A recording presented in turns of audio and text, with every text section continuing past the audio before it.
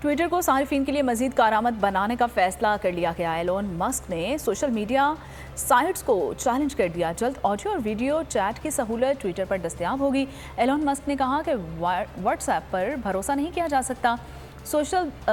Twitter صارفین کو محفوظ آڈیو ویڈیو کالز کی سہولیات فراہم کرے گا اور گلوبل وارمنگ کے خلاف بھی ایلون مسک نے کام کرنے کا اعلان کر دیا ہے۔ کہا دنیا کو گلوبل وارمنگ کے اثرات سے بچانے کے لیے ٹویٹر اپنی ذمہ داریاں مکمل اور احسن طریقے سے نبھائے گا۔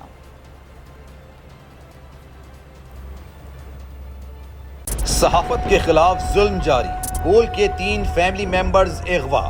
4 روز پہلے بول کے فائنانس مینیجر محمد مالک کی رہائش گاہ کی بجلی بند کر کے حملہ کیا گیا۔ گھر والوں کو ہراساں کر کے محمد مالک کو اغوا کر لیا گیا۔ ٹھیک اسی وقت بول پلاننگ اینڈ ڈیولپمنٹ کے ہیڈ عدیل زبیری کی رہائش گاہ پر نامعلوم افراد نے حملہ کیا اور عدیل زبیری کو اغوا کر لیا گیا۔ بول نے پولیس اور FIA سے متعدد بار رابطہ کیا، جس کے ثبوت بول کے پاس موجود ہیں۔ 40 سے زائد روز گزر جانے کے باوجود تاحال بول کے مارکیٹنگ ہیڈ آکاش رام کا کچھ اتا پتا نہیں۔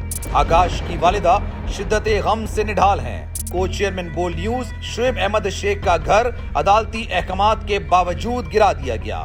رات گئے بول ہیڈ آفس کراچی پر پولیس نے غیر قانونی طور پر چھاپا مارا۔ صحافیوں کو ہراساں کیا گیا، گارڈز کو گولی مارنے کی دھمکی دی۔ شعیب احمد شیخ کی رہائش گاہ پر بھی پولیس نے غیر قانونی چھاپا مارا۔ پولیس کو واضح جواب دیا گیا کہ شعیب احمد شیخ رہائش گاہ میں موجود نہیں ہے۔ پولیس وارنٹ گرفتاری دکھائے تو شعیب شیخ خود رہائش گاہ کر گرفتاری دے دیں گے۔ بول کی عوام سے اس مشکل وقت میں دعاؤں کی اپیل۔